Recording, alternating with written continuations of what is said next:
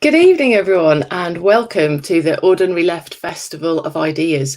We have got hopefully a really interesting evening planned for you now. We've got some fantastic guests that are going to be joining us, and we're going to be hearing from some really interesting comrades sharing with us their ideas on how we gather together those arguments and construct those ideas so we can shape our world for the better. We've already seen the Tories start to set out their agenda for a post-pandemic recovery that, as expected, will be taking money off the backs of the poor for things that we have not been responsible for. The Tories have failed us miserably through this pandemic, and we need to make sure that they do not fail us even more now.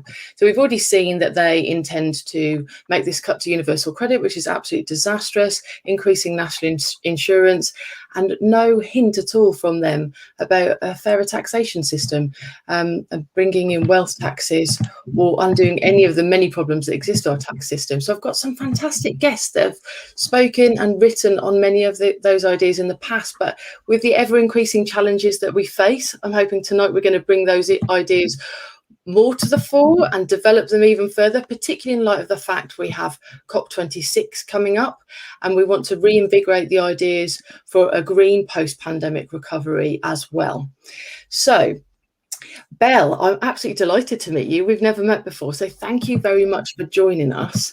It's wonderful to have you with us. I'm going to come to Howard and Bonnie shortly, and we'll have other guests joining us. But I understand you might not have that long to be with us, Belle. Is that right? Yeah, for some reason I've managed to find myself with quite a packed Sunday. but yeah, one more thing after this and I'm free. Well, we really appreciate you giving some of your valuable time to us, and it would be really lovely to hear from you. So I thought we could start off by talking about how workers can emerge from the pandemic with better rights and pay, something I'm passionate about as a trade unionist. And, here in Cornwall, we're kind of low pay capital of England. But I think this is something you're really interested in as well, Belle, is that right? Yeah, absolutely. And I think, firstly, you mentioned being a trade unionist. That's the first thing that people need to start with. They need to join a trade union. All of the major gains that we've made, all of the U-turns that have been forced right throughout the pandemic in terms of what was offered for support for workers have all been led on by our fantastic trade unions. And one thing that I have been really, really pleased to see is people joining trade unions a lot more during the pandemic, showing the value that hopefully people can see in collective bargaining in that way. But obviously, in response to that, we have a government that is being even more difficult in terms of the activities that trade unions are allowed to carry out. We saw quite disgracefully the Coronavirus Act and various other pieces of legislation being used to target people who are simply picketing things such as fire and rehire, and the really poor pay that nurses poor pay rise that nurses were offered of 1%. So absolutely joining a trade union, getting involved there and making sure that we have that collective voice, because it's made so much of a difference in the past. And actually, I think moving forward, and I notice what you said about the government setting out what they want to do next. I think we need to go back to our 2017 and 2019 manifestos. I think where things aren't broke, we don't need to fix them. And I think where there aren't serious issues, we don't need to reinvent the wheel. Yes, we are in a slightly different situation because of the pandemic, but we had all of these great things put forward in our previous manifestos, and I want to see quite as much of that come back as possible, obviously with a completely new outlook, looking at the fact that we're trying to recover from the pandemic. So firstly, we need to be working and together, and secondly, we need to be clear about those policies that we do want to put forward. I think a lot of the time when we're attempting to explain some of the policies that we've put forward as Labour in the past, we've had the Tories smack us down on the basis that it would all cost too much. This would all cost too much. It's just not sustainable. And I think we need to be more confident in our arguments. And I think part of that has to be political education.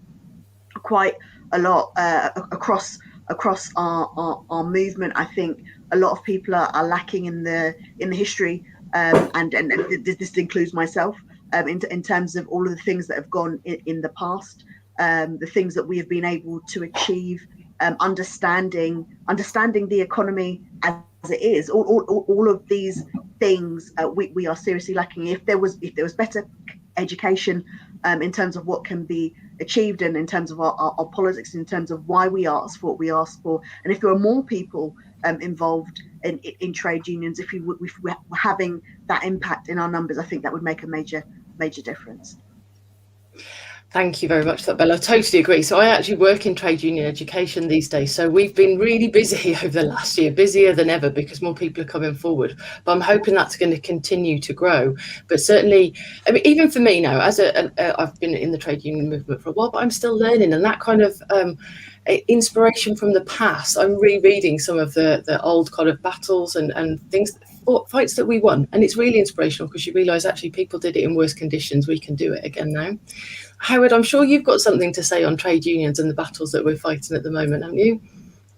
Yeah, plenty. And obviously I'll be very interested to hear what Jon and Bonnie have to say as well. So, and good evening to everybody. Jennifer, thank you for asking me on. Yes, plenty to say on the subject, Jennifer. I very much hoped after the first peak of COVID that people would see this as the opportunity to change the narrative in society. And I very much hoped that people that had stopped talking about non-essential and essential workers, and we're very much on the agenda of understanding that all workers provide a service to society. And obviously we were clapping frontline workers on a Thursday evening. So coming out of the first wave of COVID, I hoped and expected that people would say that we aren't accepting what we had before COVID and would demand a new future. Sadly, I don't think that has happened, and a big part of that is because of the media. And the media's pitch in respect of workers in society, and obviously their continued push for neoliberalism. And I think that you referenced it there about how many stories you experience in your job. And I think we have to tell the stories of what is happening to workers out there in order to own that narrative going forward. Obviously, we know as trade unionists and members of the Labour Party that those workers who are represented under collective agreements achieve better terms and conditions. They're safer at work and they get more money in their pocket.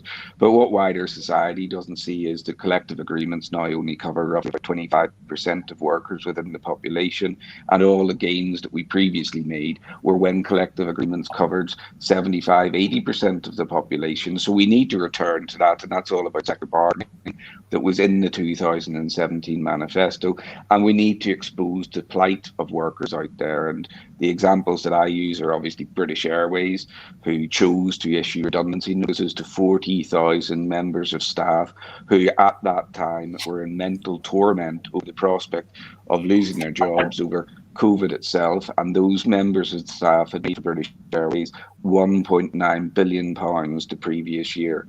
And within the IAG group, British Airways had made over 60% of the profit. And you didn't see the same practice in Spain, and you didn't see the same practice with Aer Lingus in Ireland. Why? Because it wasn't allowed to go on in those countries. They had related the payments under furlough to making sure that people stayed in their job on the same terms and conditions, and this government singularly failed to do so. And the fire and rehire now has become a pandemic itself. Bad bosses, always been there, Jennifer, but bad bosses taking the chance now to systematically change the terms and conditions of the workforce in order to make long-term changes of profitability to their organisations. And the other example I use is an employer, Good Lord, in London, where young female migrant workers joined the union in order to fight back against a boss who was telling them that they didn't have to have the London living wage because they could work from home during the pandemic.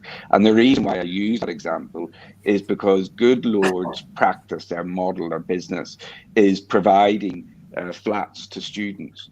And students obviously are renting off Good Lord, completely unaware of the treatment of workers. And that's why right here and now we need to talk through new media streams in order to get people to understand the plight of workers out there, the abuses of bad bosses, and to say that if you're in a union, you can change that.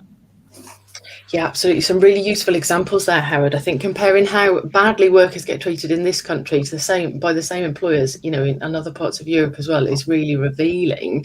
And with the migrant workers as well, the way that bosses think that they can really abuse people that aren't going to be able to stand up for themselves.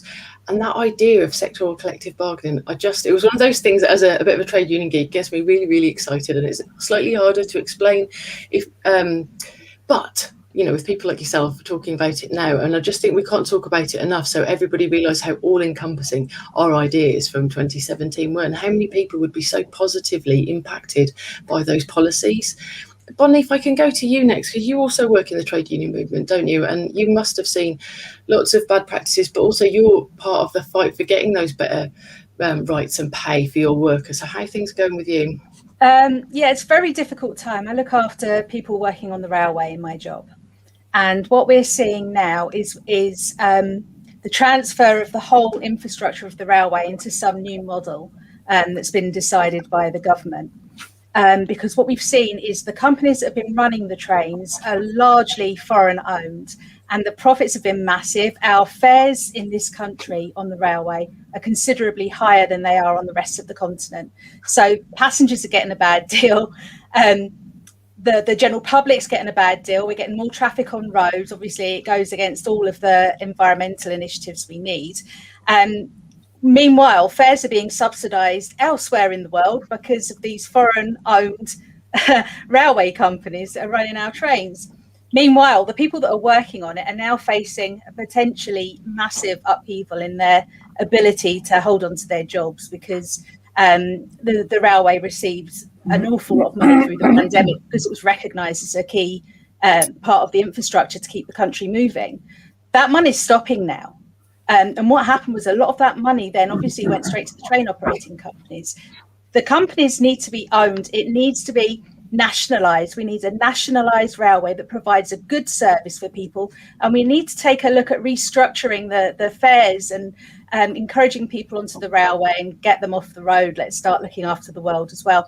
So, the expense of funding a nationalised railway is actually offset by the cost to the environment of the environmental damage that we're getting from the cars blocking all the motorways. So it's a very, very worthwhile investment. As with every other public service, it gives back much more than it costs. For instance, the NHS returns about £4 to every economy for every £1 that's spent on it. So it's completely insane to be considering that the government are taking that away.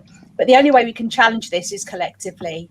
And if people want to hold on, there's going to be a fight like we've never seen before for people's jobs, terms and conditions. Everybody needs to be collectivized so that we can fight as a unit, as a one, to make sure that jobs and livelihoods are protected. Because off the back of 11 years of austerity, things are likely to get considerably worse as we come out of this pandemic. Any excuse to tighten the belt on ordinary people, the government, the Tories will take it. Yeah, absolutely. Some great comments coming in for you on the chat there, Bonnie. So I'll just remind anybody listening out there at the moment, if you want to ask us any questions or put in any comments, I can read them as they come in and put them to our panel as well. Jon, if I could go to you next, please. I'm sure you've got some thoughts on these as well. If we focus for a minute, just a little more on the rights of pay for workers. Well, let me say I'm a lot older than anybody else on this panel, so there's an advantage of that because I've seen the struggle through different times, and a long time before neoliberalism, what we call neoliberalism. I worked as a manual worker in factories in Leeds, fitting as a fitter. And I remember, and I worked in the clothing factories, and back a long time ago now, there was a really powerful shop stewards movement in industry in Britain. And if you think, well, the conditions that we now live under are immutable, will never change, and it's inevitable. You need to read about it or speak to somebody of my age or older. The shop stewards were very, very powerful.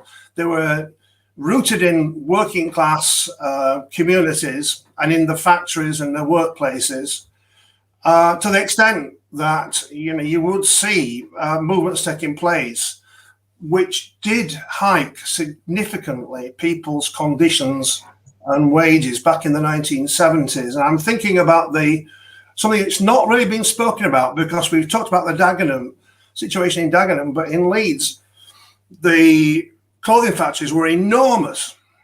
Like half of every suit made in the UK and also in the rest of the Commonwealth were made in Leeds. But the thing is, the tailors and garments workers union, as it was, negotiated a deal with the bosses, who were quite frightened of a possibility of strike. And the idea was the men would get a penny more per hour than the women from this rise. Now, the number of men was quite small compared to the number of women. I remember going into some of the factories, it was almost exclusively women. They came out on strike. They went from one factory to the next through the whole of Leeds and brought the whole of the clothing industry effectively to its knees. Now, I was looking the other day, and there were statements from the union saying, "Get back to bloody work. We've done a deal. We're not going to rescind the deal that we've done." So, in the end, there are different ways of organising for workers to organise than what we've seen in recent years with the Thatcherite legislation and all that kind of stuff as well. So, I think it's important to understand that what we've got now is a massive retreat on where we were. And there is a chance for working class power, and we have to do it. And through the unions, where the unions get it wrong, I think the rank and file need to have the strength and the democracy inside the unions to say, look, this isn't working, let's change it. And that's what did happen. Now, I just want to speak about something that happened recently in my constituency, because it's good to tell stories rather than just to talk theory. And we had, how did it come about that wages were held back and eventually fell quite substantially? There were lots of different techniques, one of which was privatisation. And so we have a school in my patch in one of the historic villages in the miners' strike, where the strike was very, very tough in the miners' strike. In that village, 3 cleaners the school was privatised. The school privatised the cleaning service, I should say. It became one of these newfangled academies. And they came to work on Monday. They were told that their boss had changed, the company who employed them changed, like slaves being passed from one owner to another. Absolutely scandalous. But they were also told the union had been nullified, and the pensions had gone and the wages had gone down. So in a village like that, they went on strike, and they were out for month after month after month. And eventually, we managed to win it in an industrial tribunal at the end of the day. But they went back to, and all of that time, those 3 women who we did solidarity with, because it was very lonely for them in that fight, used to say to me, "I'm really worried about the kids, they're not cleaning the toilets properly, and the kitchens are not." So they were worried about what was going on inside on behalf of the children, many of whom the parents they knew because they lived in the same village. Now, what happened? We finally got them back to work. Now, I don't know what you're going to think about the end of this story. It may not be politically correct, but this is what happened. So it was October. It was the end of October. So what did they do? They got dressed up for Halloween, went to school in Halloween kit. They were sacked for wearing religious garments. We went back to an employment tribunal and we lost. And then 3 more women were employed on lower wages and conditions. Now, that kind of thing, a small scale thing, 3 women really almost destroyed the morale, except for the solidarity of the local community and the labour movement, is what's been happening up and down this country. And it's time we stopped and rebuilt the power of the working class from the bottom up to fight for all this, because it's good having governments doing minimum wages and all that kind of stuff. But doing things on behalf of workers is not the same as working class emancipating themselves. And that's where I think the labour movement needs to be. I finished. Excellent. Thank you for that, John. It was really interesting. And you're totally right. We've got to remember the power of ordinary people. All of us working together can make a big difference. And I feel like people have forgotten, actually, in a lot of places, especially here in Cornwall, it just feels like there's not enough of that collective spirit, and we can make a big difference if we tried. Belle, if I could go to you next, please. I want to make the most of you being here with us before you disappear. I know John's done quite a lot on wealth taxes. I've been reading his tweets with great interest, but I wondered if you've got any thoughts that you wanted to share with us before we go as well, about where you think we should be looking to fund a green post-pandemic recovery. Well, No, I'm not muted. Absolutely. You rarely find me agreeing with Jon, disagreeing with Jon rather. Disagree with Jon. And that was actually one of our most popular policies back at the last in 2017, definitely, a wealth tax. And you know, we look at how much money those who have the most have made during the pandemic. I don't want to misquote the figures, but it's obscene. It's obscene, the billions that have been made by people who already had more than enough. And it's tragic how much those at lower socioeconomic backgrounds have lost even further. So yeah, wealth tax, absolutely. But as well as making sure that we're taxing those who have the most, we need to be investing more. I think a lot of the time, the government, especially when they were talking about bringing down our debt, they were looking at the economy as if it was a household budget. You know, when you're trying to save, or when you're trying to pay off your debts, the thing you do is you essentially buy less, save more, and don't spend as much of your money. But that's not how the economy works, which is why it would have been better if they would have put John McDonnell and Jon Trickett here and the rest of them, and probably could have explained to them a bit better about how economy works. We have to invest for growth, and we're not going to do that by single money. And if anything, the pandemic has taught us that all of the money that they said did not exist for housing, did not exist for healthcare, all of that somehow magically was able to appear, and it certainly was able to appear when it came to the case of them making sure they were lining their mates' pockets, having given them all of these contracts. So yes, we need to tax those who have made far too much. It's only fair, and we need to invest for growth. That is the absolute best way. It's not our coffers, our government coffers are not a personal household budget. In order to make more, we have to do more, and the way to do that is actually to invest in people. That is the best way. Yeah, 100%. I'm so happy to hear you saying those things, Belle, because I just feel like there's been this massive missed opportunity where so many accusations got levelled against Labour the last couple of elections about how we spend. And now we've seen the Tory spending, but we haven't, from the Labour side, I think, followed that up enough with more explanations about this is why we can do this kind of spending. Look, they've done it too, but we would do it better, investing in people, as you say. So thank you so much for bringing that up again. Howard, have you got any thoughts around the wealth taxes? And there's a whole scope of ways we can do this. And wealth tax is not just one thing, but if you were setting the agenda now, where would your priorities be?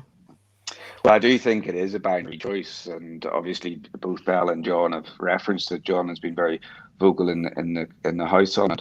It is a binary choice coming out of COVID as to who will be made to pay for this. Will it be wealth tax or will it be worse? Yeah. People have to decide which side they are on, and that includes the Labour front bench and includes Keir Starmer.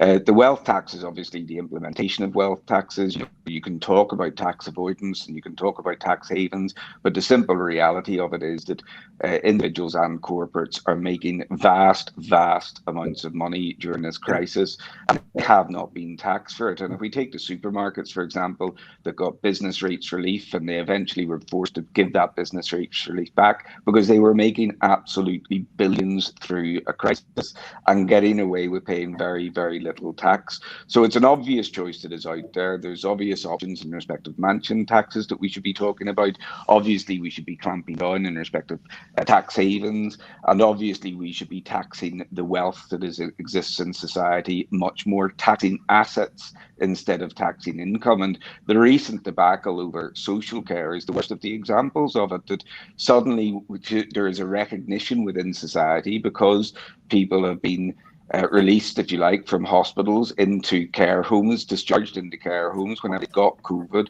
resulting in thousands and thousands of deaths. Everyone can see that. So everyone is talking about the fact that we need a new social care system.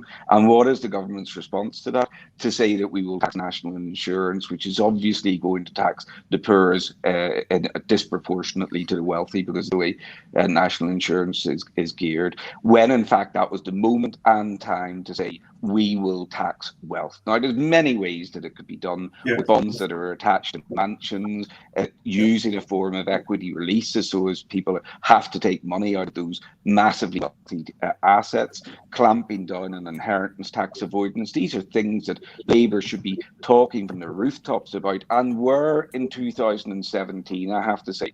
And whenever you talk about the rights of workers along with wealth tax, the two things go like hand in glove with each other. Who could forget the policy in 2017 that talked about a ratio of 20-1 for the top earners to the workers who are working on the shop floor, and a ratio that in itself will see wealth taxes resulting from it and more coffers in the treasury. And I would just say this, Jennifer, whenever we talk about, and I do want to reference, Jon in particular talked about having to build from the bottom, and I do want to reference what that means, because I said at the start about the fact that we need to own the narrative coming out of COVID. And, at the end of the Second World War, that is probably the historical example that is closest to what we've just been through with COVID. At the end of the Second World War, debt was 250 times the size of income.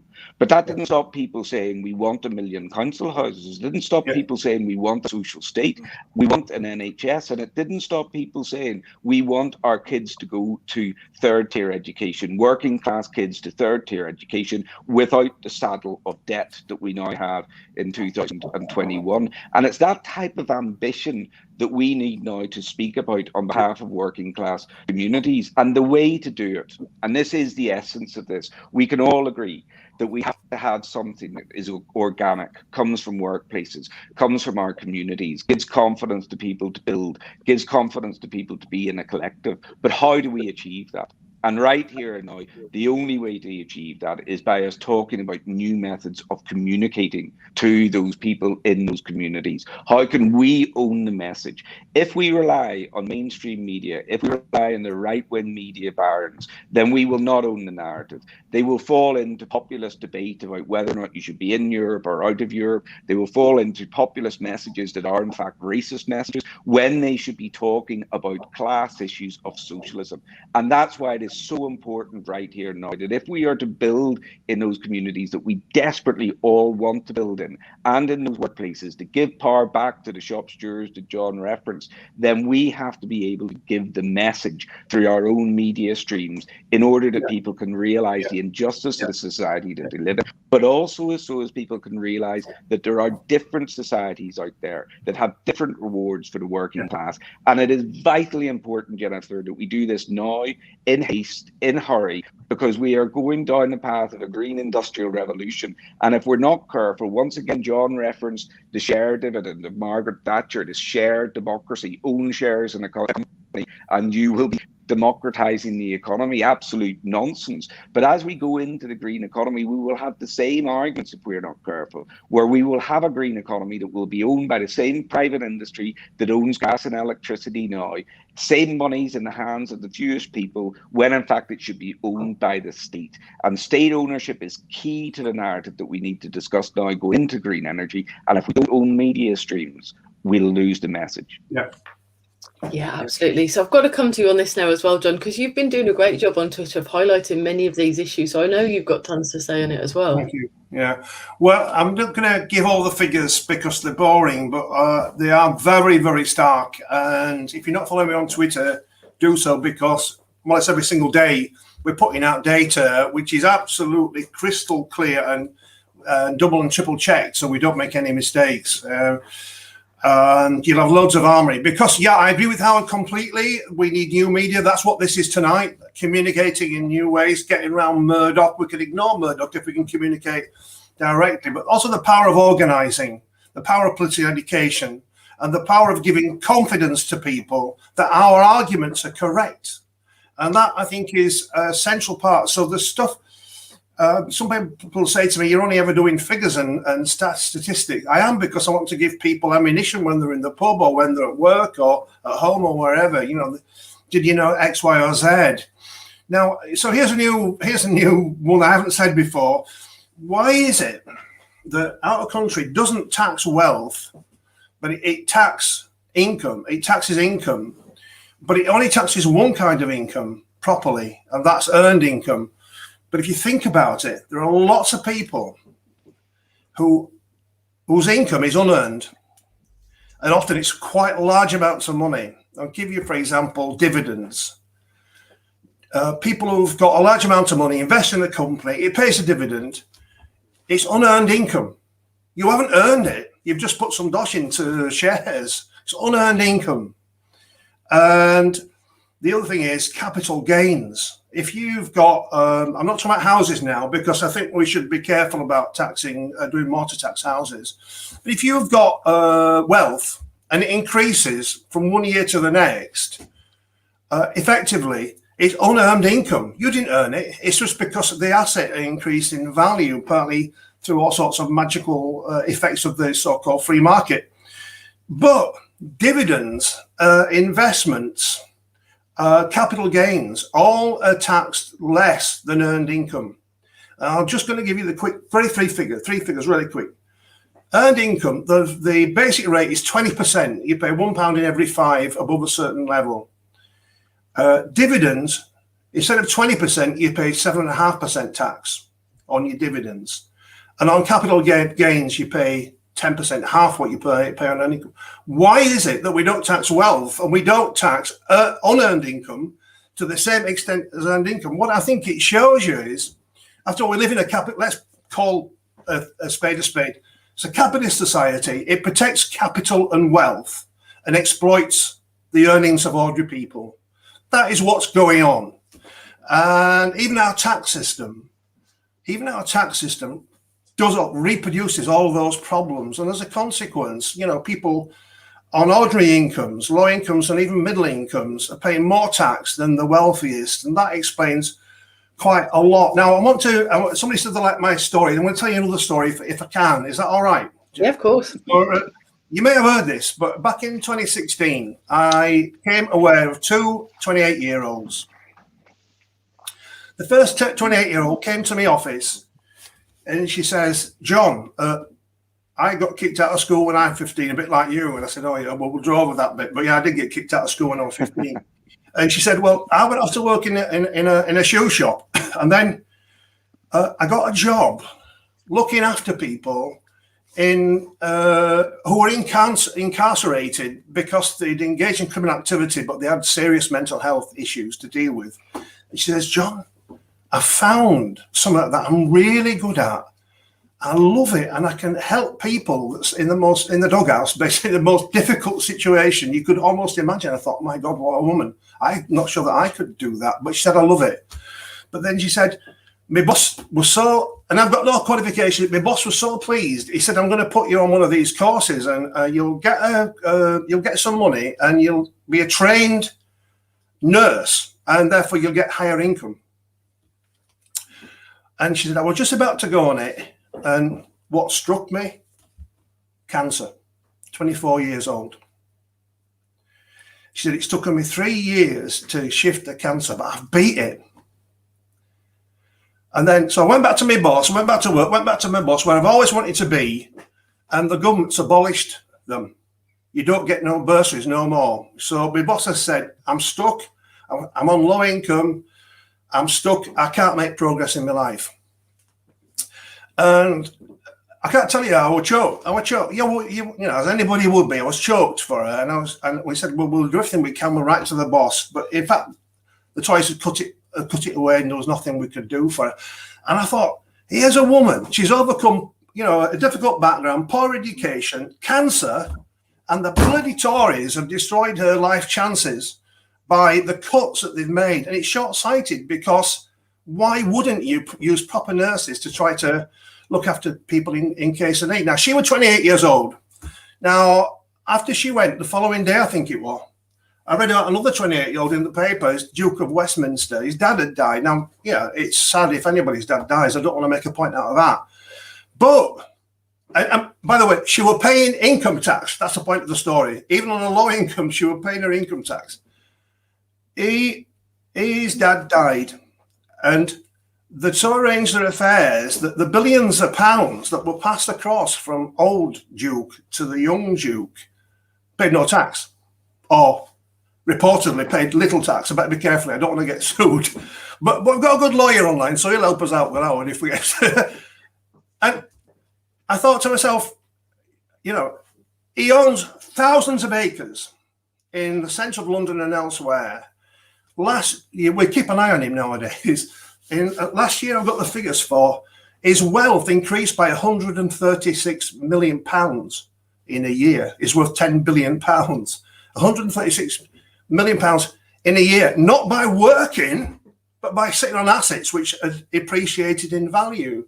And again, there's no taxation system, as I've just described. Here is a capitalist system, let's call it what it is, in which capital is protected, but capital is the power which exploits working people and which shapes the whole nature of the way our society works. And we leave it basically alone.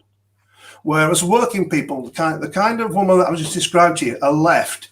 And we all know people like her, I'm sure we all do, paying tax on low income and wanting to get on in life and not being able to buy a society that's really not designed for working people to make progress. Now, my blood boils. And that, I think, I'm sorry I didn't give you all my figures on wealth tax, but actually that story hopefully brings home to you just why there's a crying need for big change. And I believe if we, like Howard was just saying, if we make those arguments, if we tell those stories, if we produce those facts, I believe we can win the argument. And I believe we can get a radical government. But first of all, it requires a leadership to show a lead. It certainly does. It certainly does. And I think those stories are useful. So it might be worth expanding on that a little bit. One of the questions that came in from one of our viewers talks about how we overcome the challenges of the attempts that have been made to divide the working class. If you go back to that story about the lady with the bursary, the kind of thing that I sometimes hear back from people is, well, why should I be funding education for someone else who's going to end up in a very well-paid job? And those kind of ideas have been put out there a lot. So people tend to turn in on each other in the working class so more. So have you got any thoughts about, especially given the particular efforts that I think have been made during the pandemic to pit people against each other, how do we overcome those kind of divisions within our class? If I go to you, well, actually, who wants to go first? Well, Howard go first. Well, this isn't a phenomenon of COVID, Jennifer. Unfortunately, the Tories have been at this for decades, but obviously accelerated the narrative whenever it came to austerity. Who could forget George Osborne saying about the curtains being drawn in respective houses all day long and asking neighbours to effectively snitch on their other neighbours if they felt that they were, in his views, work shy. These were people who are obviously on benefits, suffering from mental health issues. Who could forget the fact that he pitched public workers against private workers whenever it came to dismantling public sector pensions? This isn't a new phenomenon. This is something that goes on in capitalism. Capitalism goes on in society on a regular basis, that you pit worker against worker in order to create division and therefore hide what you're doing in respect to the wealth. And it's the reason why those of us who are involved in anti-racism talk about racism being a class issue and a socialist issue. How can you fight racism without being a socialist and without dealing with class issues? It's the reason why Brexit was obviously so divisive, whether or not you're in or whether or not you're out. Brexit was going to do nothing for the wealth of the many and nothing in order to redistribute wealth from where it needed to be redistributed from. It was a populist message that distracted people from the core issues of the day.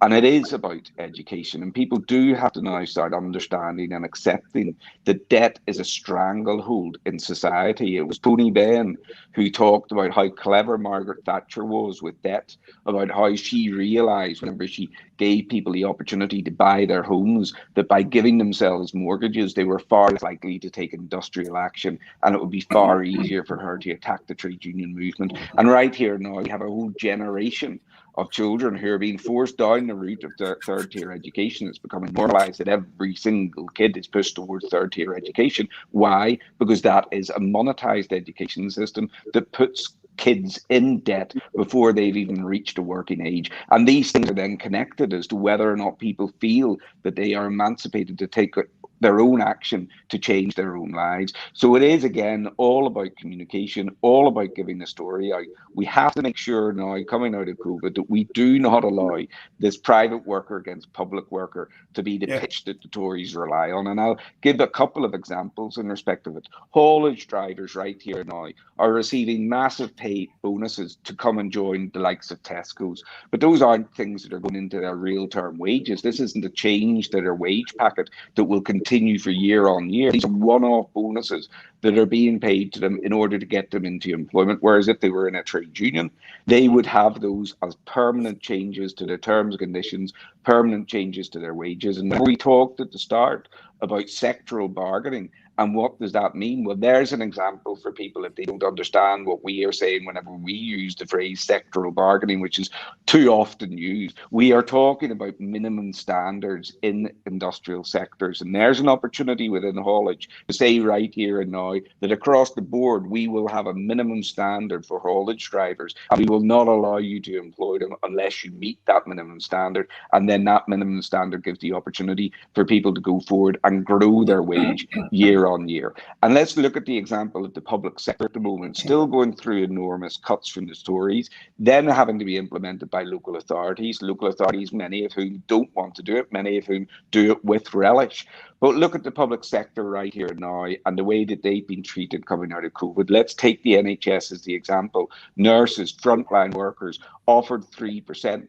At the same time as being told that they're going to have to pay their car parking fees again from June in England and from last month in Northern Ireland. That's a revenue stream of millions, hundreds of millions of pounds for the government. On average, over 150,000 people will pay approximately £400 a year on car parking fees, wiping out the 3%, wiping it out entirely for the likes of low-paid porters. In fact, they find themselves further in debt, and that's before you go to the universal credit and the £20 loss. And that £20, let's face it, is not about keeping people out of poverty. They're already in poverty. This is about trying to make sure that they don't go hungry. They're already poor people who need an opportunity to make wealth in society themselves and see a redistribution of wealth. So you have a public sector there now that we all clapped for, that fought for us, that saved lives, that put themselves at risk. And in real terms, they are being told that they are paying for COVID. That's the binary choice that we referenced before. It is the choice between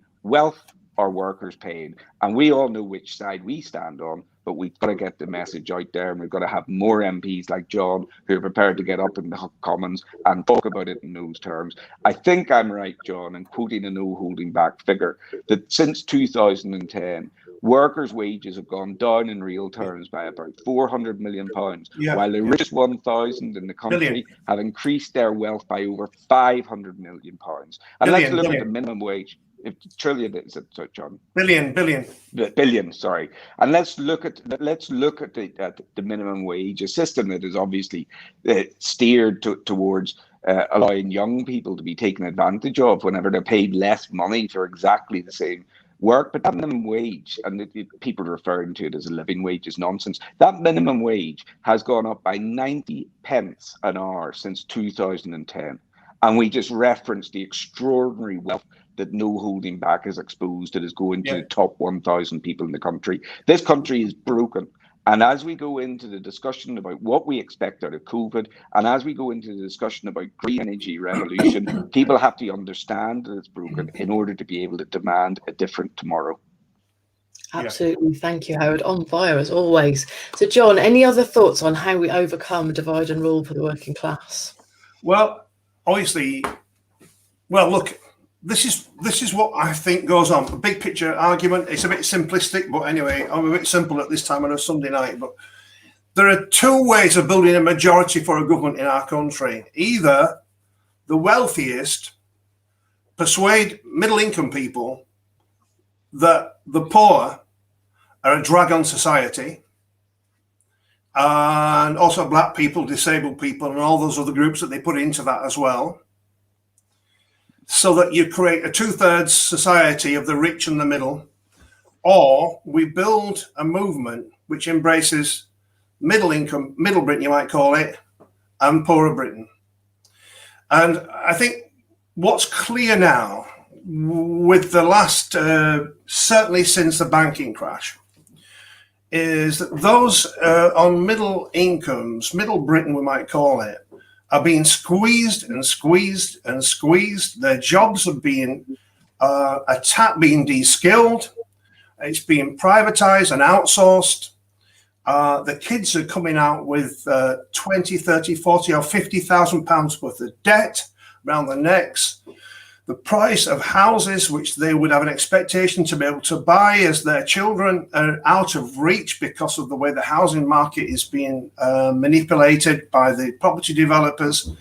All of these things, I think, show the way to build an alliance. So it's complicated, this, which is anybody at the top who wants to join us, but a middle, lower group. And although I don't like hierarchic terms, but you're using that for convenience. Now, the common enemy of all of us, because remember, there are 33 million people who work for a living, are those people at the very top.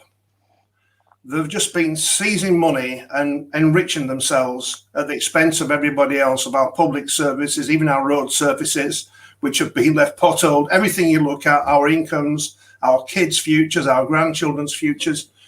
And I think that the left has got to find a language and a set of ideas which points to the real people who are destroying our country, which is the absolute wealthiest and the big corporations, and show that there's a cohesion, though there's differences between us, whether we live in cities, towns or villages, or whatever, our sexuality or our gender or, you know, race or whatever.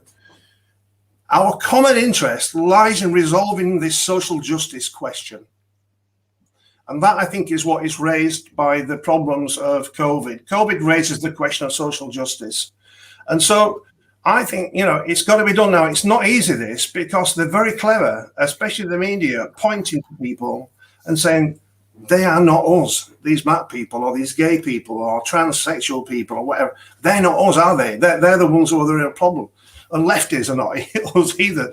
So it's not easy. The power of the media is very strong, but I'm quite confident about our capacity to get our message over. You have to explain it. You haven't got to get complicated language. You've got to use vocabulary that's not sounding like you come from a bloody Oxford seminar. You've got to be able to speak to people, and you've got to use vivid examples that are colourful and bright, and people can relate to them and get the message over. And I'm very confident about our capacity to do it. Now, the bit that's been missing is media. And I was very interested in it. I thought Howard's was a brilliant idea about Unite TV. The Labour movement does need its own media. You're doing it anyway on Socialist Telly. This is a very interesting thing tonight. And I think we can do all this kind of stuff, and that's what we have to do. But yeah, it's not easy. The divisions in the class have always been there. And, you know, I come from a working class family, and my granddad, who was a very strong trade unionist and socialist, used to say, main enemy at working class is that working class themselves. They don't, you know, we've got to get the message over to them. But he never gave up. He never gave up. And that's what I believe. I don't think we should give up. And I think there's opportunities there. However, we do have problems inside the Labour movement. I've mentioned it already. I'm not going to go on tonight much because our enemies are the Tories, but our leadership's got to get over this timidity.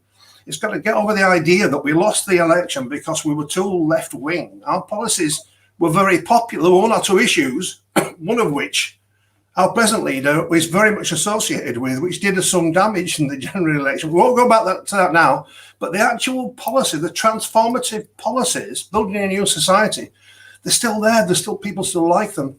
So I think we've got to get out there. We've got to have confidence in ourselves and our ideas. And, you know, I always talk about, we plant a flag on a piece of territory. Let's bloody defend that flag. Absolutely. Thank you very much for that, John.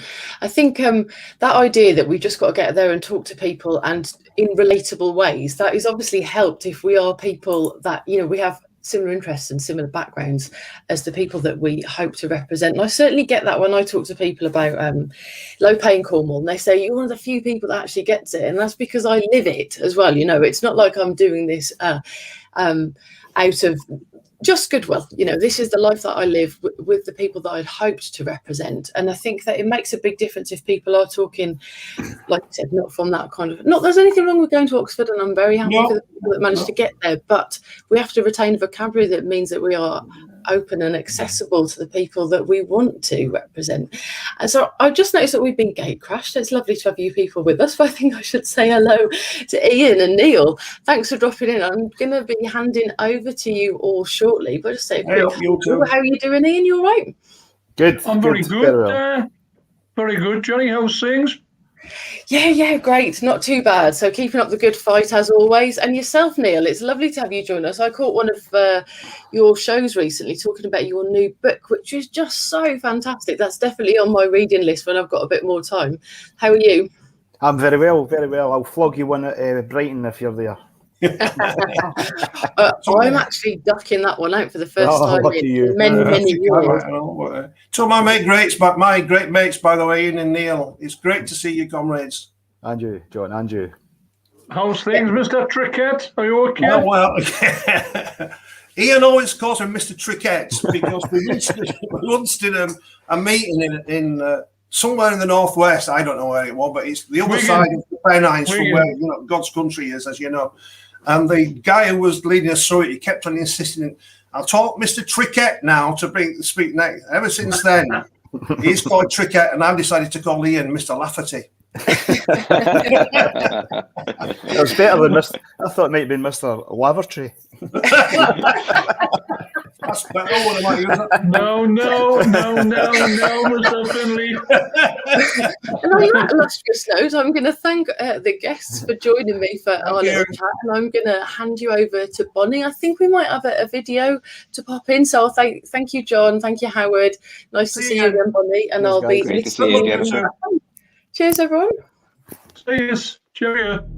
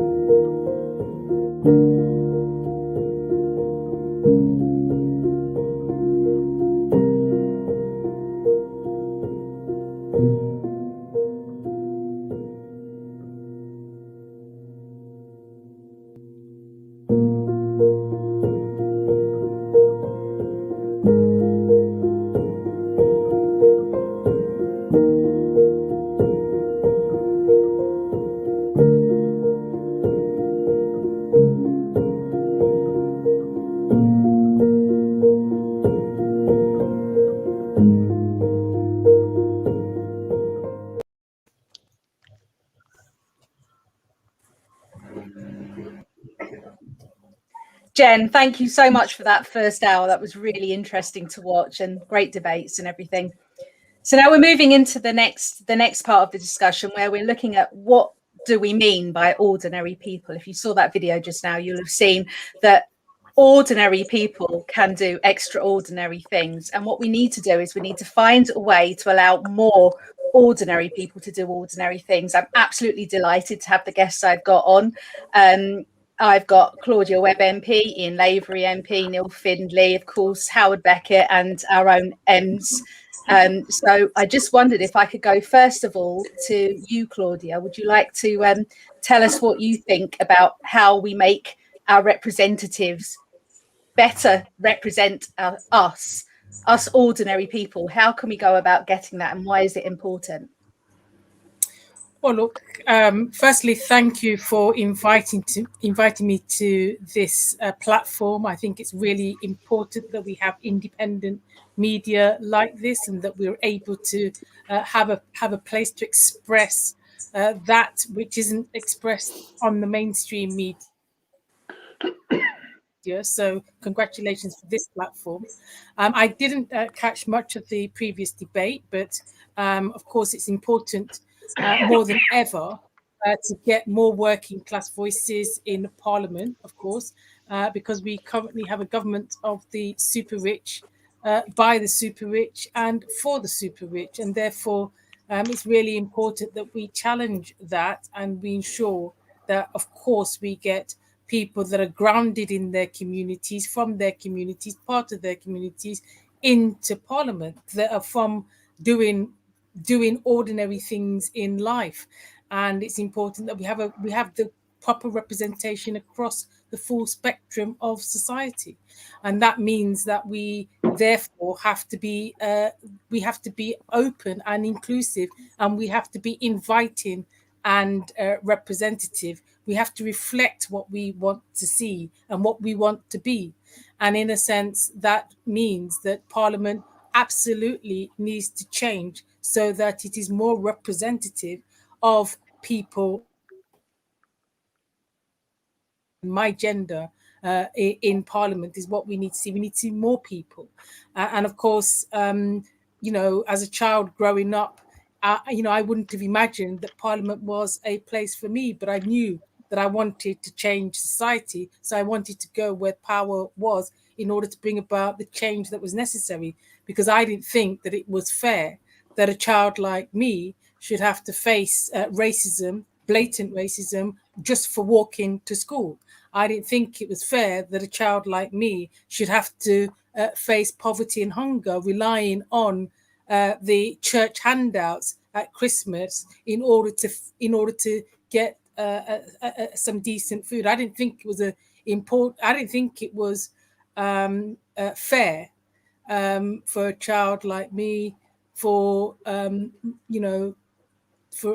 my parents to have to go out to work and still be in poverty and still live in poverty. And so it's really important, I think, that people, do reflect society, do have the Parliament, when making decisions, does have people that understand what it means in terms of those decisions, and what it means in terms of the impact that it will have on people. We need change in society, and I sought to pursue an agenda which is about bringing about change. And so that's why I think I pursued a route into Parliament. But I didn't come from a background of being leave school, be a researcher in Parliament and join that way. No, I sought to ensure that I had some real work background, and that's why I understand the nature of casualised labour, and I fought to ensure that casual workers had rights. I fought to ensure that part-time workers had rights. I wasn't shy of becoming a a civil service waitress, of becoming a part-time youth worker, of working with young people and children, of understanding the needs that affect our community. And I think that those are the types of people that we need in Parliament. More people that are from the working class, that have backgrounds where they've experienced life. I think that's important. And that's why we have to be a Parliament that looks and feels like the people we want to represent. Could not say it better myself. Absolutely spot on there, Claudia. Thank you ever so much. Ian, can you tell us a bit about your experience and how you, as a working class man, managed to become an MP? First of all, a big shout out, Bonnie, to every single person out there in dispute with their employers. Keep at it. It's the only way we'll make any advancement against the bad employers. And let me tell you, Bonnie, there's millions of them out there. We support good employers. We absolutely will challenge every step of the way bad employers. So big message of solidarity to the trade union members out there fighting the good fight, to basically just to make a living in many ways. I wouldn't have been a member of Parliament had it not been for the trade union movement. I mean, I was brought up in a coal town, worked at the pit as soon as I left school. I was working 7 miles under the North Sea by the time I was 17 years of age. And it was the National Union of Mine Workers that developed me as a character. The miners' strike, which Neil and I have got, we often discuss at great length. The miners' strike basically brought to me the woes of this country. It brought to me the politics of ordinary people. It brought to me the politics of working people. And it brought to me the fact that you could see very, very easily that it was the elite who were trying to keep everyone else down for their benefits. And can you imagine, Bonnie, me, 17, 18 years of age, listening to the people underground. So I want to tell you something, and this is absolutely 100%, and I'll argue with anybody. The people who educated me were people who had very few qualifications when they left school. But they worked underground. They worked 24, shifts 24/7. They worked through the night in some very difficult and dangerous conditions, watching each other's back. Because if you didn't watch each other's back and support each other in your ordinary, routine, daily work, then there would be huge issues and obviously huge consequences. And the people I worked with, the people who educated me, were people who worked underground. Not even necessarily, raving trade union activists. But these people were so bright, let me tell you, they could tell you what was right and they could tell you what was wrong, and they'll keep you in check as well. Nothing better to keep you in check than a whole load of hairy horse miners. I've got to say, Bonnie, it was very, very good indeed. So that's who educated me. I was then taken in with the miners' strike, listening to some of the finest orators in the trade union movement ever. You're talking with the Tony Benns, the Arthur Scargills, the Rodney Bickerstaffs, the Dennis Skinners. These people listened to if they couldn't educate you, if you couldn't listen to them and want to get out there and fight the good fight, then I'm afraid you would be brain dead, to be perfectly honest. And this is what enthused me in following the miners' strike. I mean, I had a bit of a difficult time during the miners' strike. I was a family of 7 and 5 was working at the pit. It was difficult, but I'll tell you what, the solidarity was absolutely fantastic. That's an education. You couldn't get that education at the best university on this planet. Solidarity was the best education. Looking after each other was the best education. When somebody was going to get evicted from the property, Beckett at the property, somebody going to get that electricity cut off, tickets at the property. People who couldn't and hadn't the ability to feed themselves and their family, provide them with food. That's, basically, it's community organising from 35 years ago. That's what prompted me to become, first of all, a trade union member, a trade union activist, a trade union official activist who wouldn't, basically wouldn't, under any circumstances, stand back and be afraid of the bosses or the elite. I wouldn't stand back and allow them to do anything against the people I represented. I then became a union official at different levels right the way through. And my objective was never ever to become a member of parliament. Never crossed my mind. Never crossed my mind at all until, of course, the position in my constituency became available. I wouldn't travel anywhere else to be an MP. I wouldn't travel I wouldn't even travel 10 miles to a constituency next door to be an MP. I was convinced to stand in my constituency because I had a track record. I knew the people, and we were all feared that the Labour Party might, like they had done in seats like mine, draft somebody, parachute somebody in from down south because it was a safe seat. Sorry for rambling on, but it's very emotive.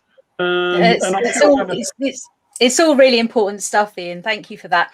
I mean, I think picking up on this idea of solidarity, obviously as trade unionists, that goes to the core of who and what we are. But what we saw at the start of the pandemic back in February, March last year, we saw communities beginning to come together and look after each other, because basically it's fundamental human decency. It's what people want to do, to look after their neighbours, to look after their friends. And we saw people taking food parcels to their neighbours if they were not able to work or if they'd lost their job or whatever. And people were looking after each other. Thatcher did the biggest harm to ordinary people by making them believe there is no such thing as society. There absolutely is a thing as society. We need to fight against the restrictions on trade union activity and all the anti-trade union laws, but we also need to encourage ordinary people to remember that they should be confident that we are there to look after each other. And that's absolutely the number one lesson from COVID, as far as I'm concerned. A lot of negatives about it, but that is a positive. When push comes to shove, people want to look after each other, and that's what we as socialists believe too. So it's high time people were able, our parliamentarians were able to put forward that argument, saying, look, this is what we need. This is what we need to happen. Happened after World War II. We're in another crisis now. We have to make sure that we build back a lot better than we've seen for the last 50 years. Neil, could you tell us your experience? Obviously, as a member of the Scottish Parliament, it's quite different to what we've had in Westminster. Can you explain a little bit about your background as well, please? Yeah, I left school at 16. I couldn't wait to get out of the place, and I wanted to be a chef, but I worked for a guy who he owned a hotel, David Murray, who eventually owned Rangers Football Club, and the conditions were dreadful. So my dad said to me, come and work with me. He was a bricklayer. So I went on a YTS scheme at that time with my dad, and he used to give me an extra couple of bob when he couldn't afford it.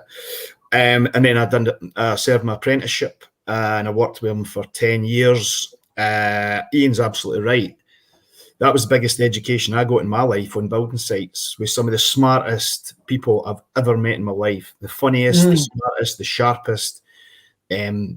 Many of them with no formal qualifications other than a set of trade papers, very important trade papers, but they could buy and sell anyone, and they could outwit many of the site managers and all the rest of it. They were terrific people to be around, and it was just good fun. Working hard on a building site is not good fun, especially in winter in Scotland. It ain't good fun. But being around those people was good fun. And I learned a great deal from them, and some of them lifelong friends that I worked with. During that time, I became politically active on the back of the miners' strike. Thankfully, none of my family were involved, but I lived, like Ian, I lived in a coal village. And that's what politicised me, seeing what happened during that period. And I became involved in the Labour Party. And partly through being involved in the Labour Party sparked my interest in going back to education. So I went to, when I finished my shifts, I would go to night classes, get a few qualifications. Eventually I got enough qualifications to go to university, and I had no intentions of going to university. But my sister and my mum, my mum was a primary teacher, they encouraged me to go. At first, when they said, you should go to university, I wondered if I was going to be the Janny or something like that, but I did. I went, and then I worked in social housing for a while, and ironically, I went back to university again and qualified as a school teacher. And that was to try, and my sort of aspiration was to try and catch the people like me who ran out of school when probably I shouldn't have. So that's my background. The reason I was elected for 10 years to the Scottish Parliament was one thing: luck, absolute luck. We have a proportional representation system in Scotland where you have directly elected people as first past the post. And in a year that was pretty abominable for Labour, even though we've got worse up here since, but we then thought that was a diabolical result. The way in which the system operated was that if we lost constituency seats, we gained regional list seats. And I was third on the regional list. I have no idea how I got third on the regional list, because 16 people stood and I expected to be 17th out of 16 because I was on the left. And people didn't vote for people on the left at that point, but I was third. And then when the first past the post seats started to topple, that meant that I had a very good chance of being elected. And actually, a week before the election, we saw the polls, and we kind of had an inside sort of knowledge that I could be elected, and that's how it happened. So a whole series of lucky events, and I went into Parliament with one view, and that was that I would only be here for 5 years, because either the party would get rid of me or the electorate would get rid of me. I ended up being in for 2 sessions, and for me, I decided at that point I was going to stand down at the election and let someone else take up the role. That doesn't mean I'm standing down for campaigning. That doesn't mean I'm going to stand down for activism. Absolutely not. And that's one of the things I want to say. Yes, it's important that we've got working class voices in Parliament, but we should never forget that many of the successes that we've had over the years have came outside of Parliament. They've came for campaigners, and you mentioned ordinary people. I'll refer back to the book that I've just written. It's about ordinary people doing extraordinary things. People like the Hillsborough campaigners, people like the people who were involved in the Mesh campaign in Scotland, people like the Shrewsbury Pickets, all of these people. Yes, they worked alongside people in Parliament, and that's really important for campaigners to have that extra parliamentary role to build pressure. And if you can build allies in Parliament, very good. But sometimes you just have to do it on your own, and we shouldn't be put off by just thinking, well, you know what, they're just a bunch of middle-class tossers in there, and they'll not help us out. Pressure works, and that is the key point. And it's about building pressure on people. Now, I hope that the Scottish Parliament has been better at getting more working class people in Parliament. But a word of caution: just because you're working class, you're not left wing. That one does not follow the other. I can tell you that. We have, the Scottish Parliament has people who work in shipyards and the steelworks, and people who work in Tesco and whatever. It does not follow that these people are on the left. So we just have to have a wee word of caution around that. Yeah, we really do. I mean, politics affects every aspect of our life. And I think part of the purpose of Socialist Telly is so that we can get that messaging out there. It affects our jobs, our terms and conditions, where we shop, where we live, if we can live, if we're on 0 hours, all of these aspects, every single part of our life is impacted by politics. And I think if we're able to get people to understand that, then they're going to be much more empowered to force for the changes that they need, because we've actually ordinary people have got an awful lot more power than many of us actually realise. I just want to unpick another thing you said there, Neil. You said that you thought you would come 17th out of the 16 places when you were running for election. And I think that is absolutely the nub of the issue for most working class people. All too quickly, us working class are ready to say, no, you know, I'll give it a shot, but I won't expect the best. The people from the establishment expect to just walk into those jobs. And I think we've got to do a big job to build everybody's confidence. Why shouldn't a working class person be able to fill the shoes of a parliamentarian? There's no reason why they shouldn't. You're absolutely right there. Absolutely right. And that's about a confidence thing. It's kind of in us as working class people that we don't, you know, many of us don't have those expectations. We're not born with a belief that these roles are for us. One of the things that really did boost my confidence was when I actually got into the Scottish Parliament and looked around me and listened to some of the people who were in there. And some of them were bloody awful, absolutely awful. They wouldn't have lasted 5 minutes in the pub that I go into. And yet they were up there pontificating about issues that, frankly, some of the time were just really embarrassing. So that was a real confidence boost. One other thing I was going to say there, and this is where my caution about you know, who we get into Parliament. My mentor was someone who was the polar opposite from where I come from on the social ladder, and that was Tam Dael, who was an old Etonian, who was an aristocrat, a reputation that was second to none as a constituency MP, and he did not care what anyone thought of him.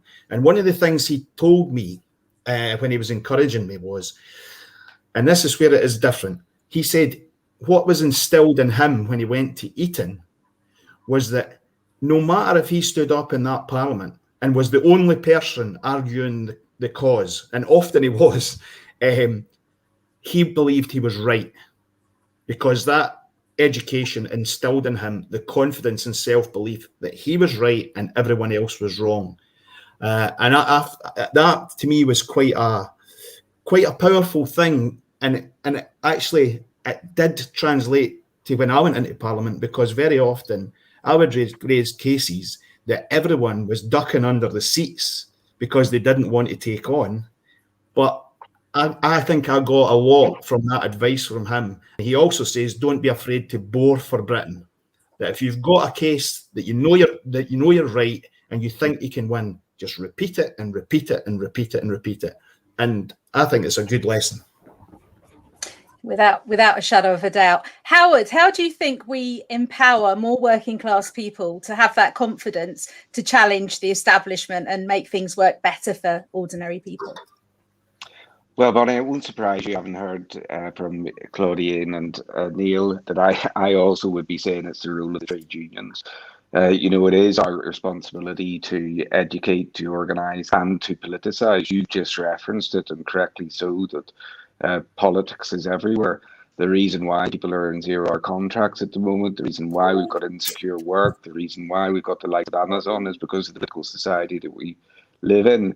But people associating their day-to-day experience with politics is a difficulty, and that's the role of the trade unions, to make sure that we are organising, educating and politicising our members, and then of course give them platforms. There are champions out there at the moment. There's champions in workplaces, there's champions in communities, but they need a platform, and it's the reason why alternative media that we referenced whenever Jennifer was hosting is so important now. We cannot rely on mainstream media any longer. It is not going to give a platform to those who need to be heard. And it's our responsibility as a movement to give those champions that platform. And it's the reason why within the trade union movement, we talk about how strong the lay structures have to be, not just the official structures. The lay structures are what is the lifeblood of a trade union movement.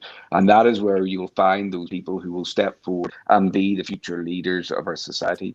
And then outside of that, you know, picking up on Claudia's point, I would reference that I think we as a movement have a responsibility now to constantly talk about decentralisation, constantly talk about power going back to communities, going back to regions, talk about it. Neil and I have had the conversation on another one of Socialist Telly's programmes about federalism, but we have to constantly talk now about people being empowered to believe that they can change their own lives, and that is not going to happen with a political system that is centred on Westminster. It is only going to happen with political reform, both to the voting system that we have, also to the eligibility of 16-year-olds to cast a vote, and then in a belief that federal structures, giving power to mayors, giving power to assemblies, giving power to communities, is what ultimately will get working class people to believe that they can change their own lives, find their own champions, step forward and give the message for their own communities. And that political message, hand in glove with the trade union movement, is the essence of everything that we do. Neil referenced the terrible state of Labour in Scotland, and whenever he was elected, and probably Neil's surname being F was probably a reason as to why he was fortunate in respect of the selections in regard to the voting system up there. But he referenced how atrocious the position was of Labour in Scotland at that time, and the reason for it, the explanation for it, and it's an explanation that the Labour leadership should be looking to now, is because they lost the communities. They stopped campaigning in communities, they stopped speaking for communities, and whether or not you believe the SNP is a party of socialism or a party of nationalism does not matter. They became an alternative for those communities that felt that Labour was ignoring them, felt that they were selecting MPs who didn't reference their standards, what they wanted from their communities. And that lesson needs to be learned here and now by Labour in the red wall seats and in the north of England, not to become like London-centric, but to realise that if you want to be a party that represents working class people, and that is the only purpose of Labour, that is the existential crisis that some of us talk about. Labour only exists to be the voice of working class communities and working class people. And if you want to be that, then you have to have representatives that understand the issues that they're talking about. And that's why you must select those representatives, left-wing representatives from the trade union movement, not go out there into society and tick box in reference to what shirt colour you wear, but actually elect people who do understand the communities that they represent and want to talk for those communities and champion their issues. We obviously need to be a lot more community based, and I would recommend everybody joins a trade union, but not only join one but get active in one. As a person who works for a trade union, one of the things I can see is a difficulty is encouraging women to take on representatives roles.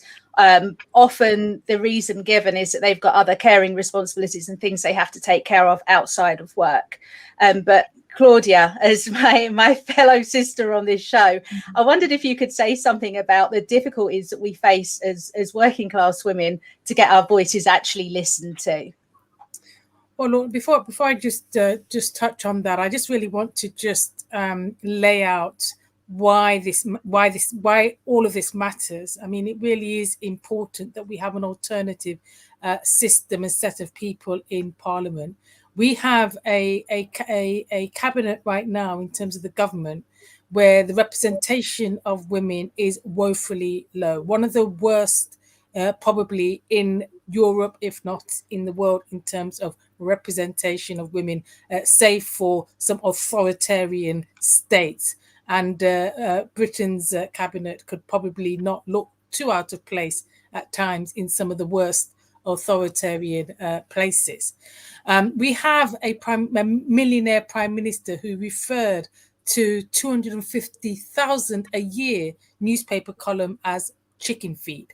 We have a millionaire chancellor of the Exchequer married into a family of billionaires who just introduced taxes that disproportionately impact working class people whilst protecting the profits of big business and the incomes of the super wealthy. We have a millionaire health secretary who used to be employed by JP Morgan, a bank that wishes to carve up our NHS, an incredible institution built by the working class, and he wants to carve that up to the highest bidder. It matters. It matters where you come from. So, for instance, it's not surprising that this government acts so overwhelmingly in the interest of landlords. And we may wonder why, because that's when we remember that many of them are in fact landlords themselves. 24% of Conservative MPs are landlords, most of whom whom rent out more than one property. Around a quarter of all ministers, including the Prime Minister, profit from renting out properties. This means that 5 times as many ministers are landlords when compared to the general population. The planned cut, therefore, to universal credit also demonstrates the utter cruelty of this government of the super rich. So scheduled for the 6th of October, as we know, this will be the biggest overnight cut to the basic rate of social security since the foundation of the modern welfare state and will impact 5.5 million families. That is largely about how it impacts on women and how it impacts on our families and how it impacts on our children. Rather than tax big business and the super rich, the government is determined to ensure that the post-COVID recovery falls hardest on the shoulders of the poorest, falls hardest on the shoulders of those who are racialized within racialized groups, falls hardest on the shoulders of women. And the cabinet is overwhelmingly staffed with millionaires and people who have lived lives of immense privilege, yet they treat the working class with pure contempt.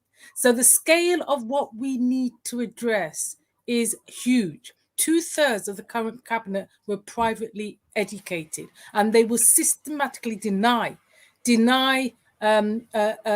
working class people, especially those from racialized groups, from African, Caribbean, Asian, and other racialized groups, the educational opportunities that they probably were afforded. We are talking about a systemic failure. If we don't get the representation we see in Parliament, we can't change the agenda. The pandemic has shown that the people who really matter and keep our society ticking as we know it are not billionaires and the super rich, but nurses, carers, cleaners, checkout attendants, and many more essential frontline workers. We're talking about, in the large part, women workers. I know that in Leicester's garment industry, for example, where overwhelmingly women are working on the front line. And, the rate of deaths amongst women garment workers is significantly high, impacting them the worst. These are the kinds of people we need in Parliament, not more people who come from lives of immense privilege. So I'm incredibly proud of my own working class upbringing in Leicester. I'm one of 4 children brought up by Novitian parents who were part of the Windrush generation. My father was an engineer's hand, my mother a dressmaker in what would have been then Leicester's garment industry, which was once the jewel in the crown of British industry, but has become a hive of exploitation and under the watch of this government. We're talking about a time where we had unionized workplaces. We may not have had the minimum wage at that time when I was growing up, but we had a unionized workplace. I remember those days of going to the workplace. They were family environments. They were family environments that we all shared in. That was what a unionized workplace brought. And I joined my first trade union at age 16, the Community and Youth Workers Union, which is now part of Unite the Union. And I know, therefore, where I've come from, and my upbringing has powerfully shaped my determination to build a radically more equal society. Because I believe the crisis we face does require radical solutions. We stand on a precipice in which the crisis of climate breakdown, rampant racial inequality, and the shockingly uneven distribution of wealth seem irreversible. Yet we know there is an alternative. We have to believe there is this alternative, that is possible. It is possible to build as a society around the needs of all citizens and the principles of solidarity. The road looks long and dark, but if we go down it together, we can and we will build a society that works in the interest of all of us, not just a privileged few. Because when working people stand together, there is nothing we cannot we cannot accomplish.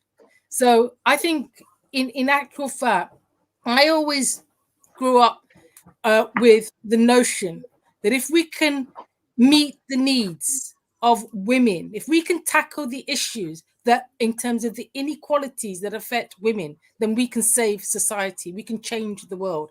And I always grew up with that perception and that understanding. And I don't waver from that at all, because what women face in the workplace, in our homes, on our streets, and across all walks of life, I'm talking about working class women in the main, what we face is unprecedented. And what the policies that are emanating out of government are set to harm us even further. We have to act quickly to change this agenda. We have to act quickly to ensure that we have people making decisions that reflect who we are, what we want, where we want to be as a society, and change that agenda. I have faith that we will get there. But we have to have a belief, and we have to have unity and solidarity, and we have to have an understanding of what that really means. And we can't do that if we don't have people in Parliament and in decision-making bodies. And it's not just Parliament, actually, where power lies. We need to change what we do across all aspects of civil society. We need to build the next generation into decision makers and understand, yes, and I agree with you, that politics matters. And it took, I learned that very early in life. And, we need to continue to relate to people that politics does matter. Everything we do is about politics. Everything that happens in your life is affected by politics. And everybody needs to understand that. I think that's probably the most crucial fact, actually, of all, because so long as people are in debt because they were conned under right to buy, to take out a lifelong debt, to have a place to live, as I think Ian was referencing earlier, it's a massive con, because if you've got debts weighing you down, you're less likely to be prepared to stand up to your employer who's treated you badly, because you need to know that your next month's rent or mortgage or whatever has to be paid. And we've heard like a lot of talk as well about the sons of, and it's always the sons, it's never the daughters of tool makers, bus drivers, whatever. But joining us on the panel, I've got a couple of guys from Ordinary Left who I'd like to share their experience of being an ordinary person, interested, active and engaged in politics. So you can find it out between the two of you, Ems and Damo. Damo, you go first. Well, you're the tool maker. Sons, you're the actual tool maker here. The actual tool maker, yeah. Yeah, it absolutely matters where you come from, because your experiences shape you. They shape your thinking. It shapes your politics, essentially. I'm the son of a postman and a cleaner. I got into, like Neil, I left school at 16 as well. Got into an apprenticeship, fabrication and welding in my case, down at Falmouth Dockyards.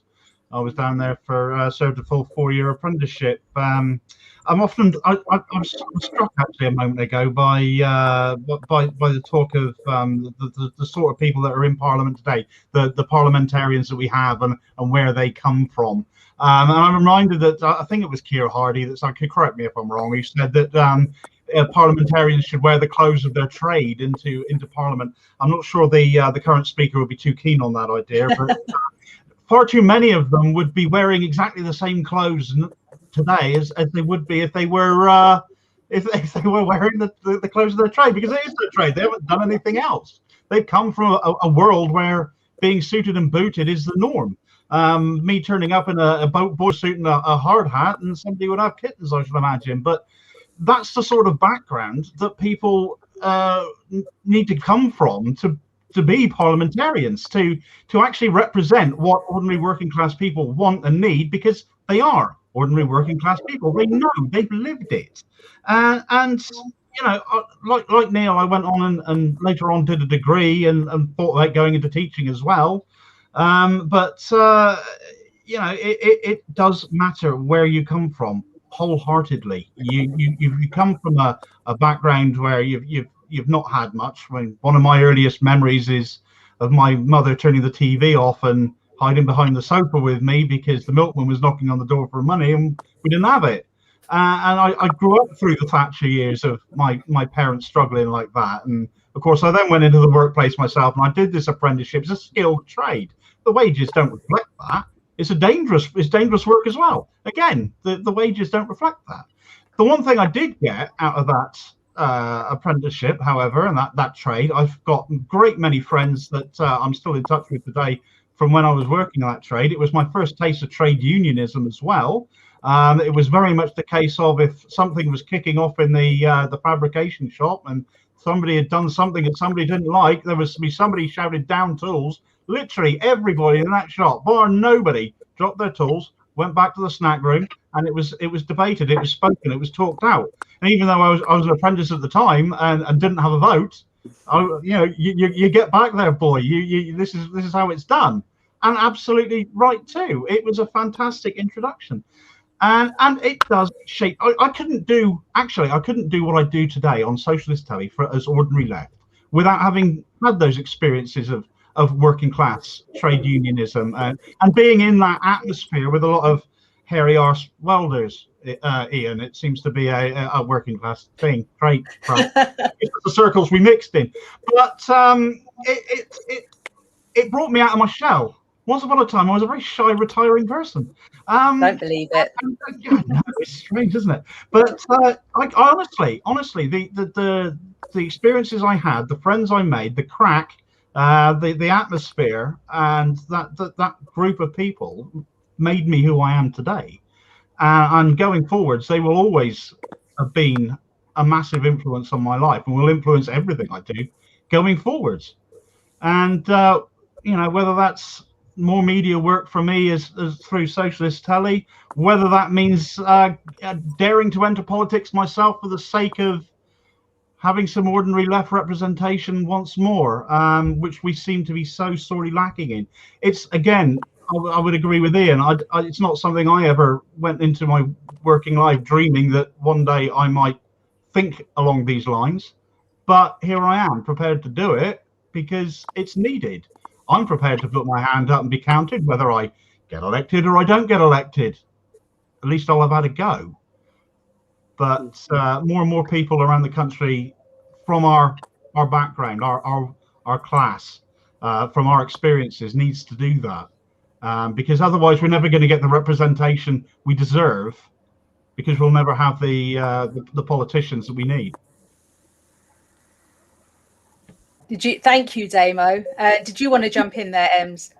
Yeah, I'm a toolmaker and still am. Doing it 27 years now, and I still love it every day. There's nothing like it I'm going to go off tangent now, but taking a raw bit of metal and make it into something beautiful is something I love. But a funny thing is, we were all talking apprenticeships, and my apprenticeship was 5 years. Don't know why, but it was 5-year apprenticeship we had to do. Worked in many parts of the industry, usually working in small little trade shops rather than in large factories.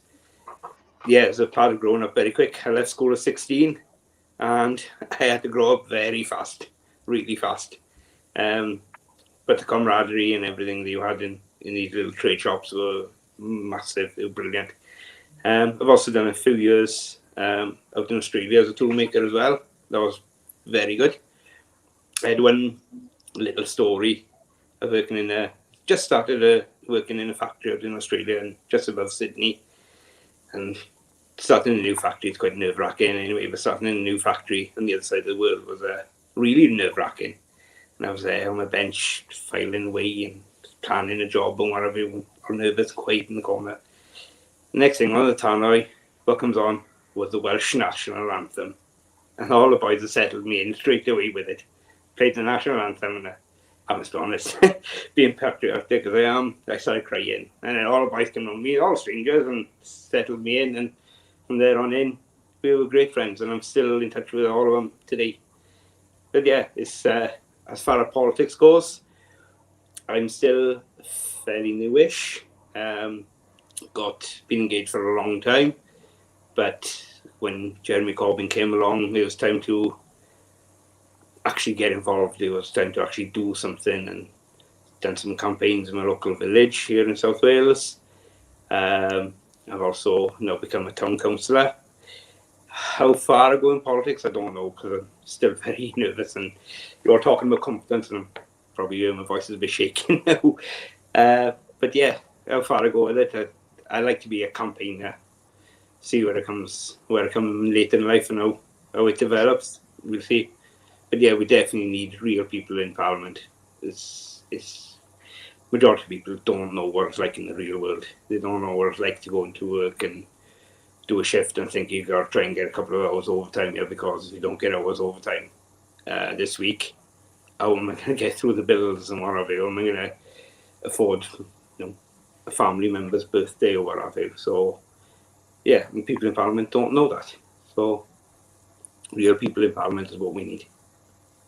We shouldn't be surprised, should we, if we've got parliamentarians that have never experienced having to put their hands in their pockets to find the last couple of 5p's or whatever to pay the cashier at the supermarket so you can go home and feed your family. So this is why we have to make sure that ordinary people are empowered. Ian, you've been uncharacteristically quiet for the last little bit. Can you give us some more ideas of ways that we can empower ordinary people to take some power and make a difference for most of our lives? Well, Bonnie, I've been very patient and polite. I'm listening to some excellent contributions. I think everybody's made a very valid contribution on some very important issues. And I think that the reality is we sadly lack political education in this country. It's as simple as that. If you're not on 100 doors, let me tell you, Bonnie, if you're not on 100 doors in any town in this country and you ask who the MP is, there'll be a majority that haven't got any idea who their MP is, even in areas where the MP is well known. If you ask them who the local councillor is, they'll not have any idea. People haven't got any idea the difference between a councillor and a member of Parliament. A lot of people haven't really any idea who leads the local council in terms of political parties. And, sadly, sometimes when you knock on people's doors, they're not really sure who's actually leading the country. And what that says to me is that there's a huge lack of political education. But I think, what Claudia said in her second contribution there is extremely important. And it was exemplified by both Damon and Ames as well, by the way. And that is representation in the Commons. It's unbelievably bad. It really is. In 1979, 16% of the Labour Party representation was from people who had a trade, people who got their fingers, their hands dirty. In 2015, that was down to 3%. Now, within the Labour Party, I'm afraid to say it, Bonnie, they've got more minors on the Conservative side, or former minors on the Conservative side, than there are on the Labour side. So that says something, but it's about political education. It's about explaining to people. Bonnie, I think you said yourself that everything you do every single day of the week is to do with politics. It really, really is. And what we've got, look at what we have. We've got 14 million people in this country living in poverty. How many is there on the green benches? There's 10 million underemployed or underpaid in this country. How many of them is on the green benches? We've got 13 million unpaid carers doing a fantastic job. How many of them are on the green benches? 11 million key workers who brought this country through the pandemic. And I'll tell you that we're not through the pandemic yet by any stretch of the imagination. 11 million key workers, whether it's NHS workers, whether it's supermarket workers, council workers, and people who brought us through the pandemic, not the hedge fund owners or the chief executives of these financial institutions. Ordinary workers, many of them are on the green benches. And how many of the 14 million disabled people are on the green benches? Let me tell you that very, very few of the people I've mentioned are on the green, whether they're blue, red, green, yellow, whatever. Whatever.